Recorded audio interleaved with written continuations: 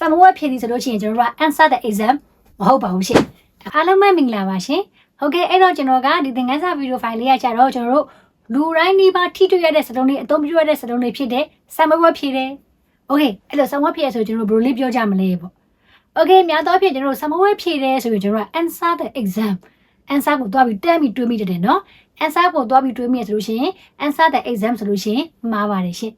โอเค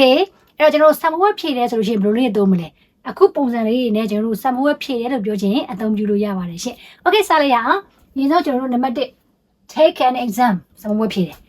အသုံးများဆုံးပုံစံဖြစ်တဲ့ formal ပုံစံနဲ့ဖြစ်တယ်တော်တော်လုံးဝအသုံးများဆုံးနဲ့ဖြစ်တယ်ပေါ့နော် take an exam okay ဥပမာနဲ့ဆိုလို့ရှိရင် I will take the exam tomorrow ငါမနေ့ဖြန်ကျရင် Samuel ဖြည့်ရမှာတဲ့ okay နောက်ဘယ်လိုပုံစံသုံးလို့ရသေးလဲ sit an exam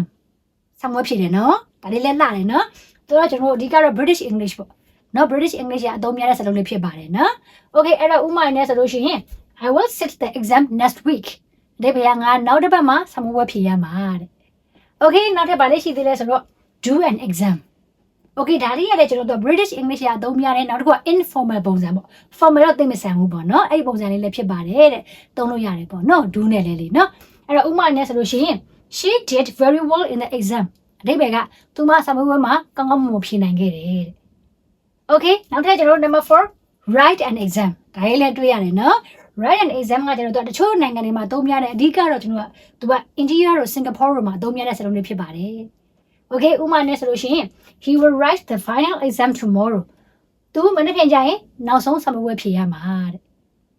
okay နောက်ဆုံးဗာလေးသုံးလို့ရတယ်ဆိုတော့ဒါလေးကတော့နည်းနည်းတွေ့ရသိမများဘူးเนาะ appear for an exam တိရလည်းနည်းနည်းတယ်ပေါ့နော်အဲ့တော့ appear for an exam ကလည်း Samuel ဖြည့်ပြီးဖြစ်ပါတယ်တဲ့သူကတော့အဓိက formal ပုံစံလေးဖြစ်တယ်ပြီးတော့သူက issue တောင်းပိုင်းပေါ့နော်အဲ့ဒီဒီမှာကျွန်တော်တို့အသုံးများတဲ့စလုံးပုံစံလေးဖြစ်ပါတယ်တဲ့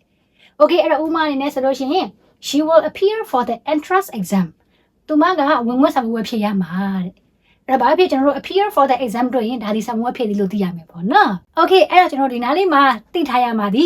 Samuel ဖြည့်သည်ဆိုလို့ရှိရင်ကျွန်တော်တို့က answer the exam မဟုတ်ပါဘူးရှင့်အခုဒီပုံစံလေးတွေသုံးပြီးတော့ပြောရပါတယ်နော်။ Okay အားလုံးပဲ Samuel ဖြည့်တဲ့အခါမှာကောင်းကောင်းမွန်လေးနဲ့ဖြည့်ဆိုနိုင်ကြပါစေလို့ဆုတောင်းပေးပါတယ်ရှင့်။ကျေးဇူးအများကြီးတင်ပါတယ်ရှင့်။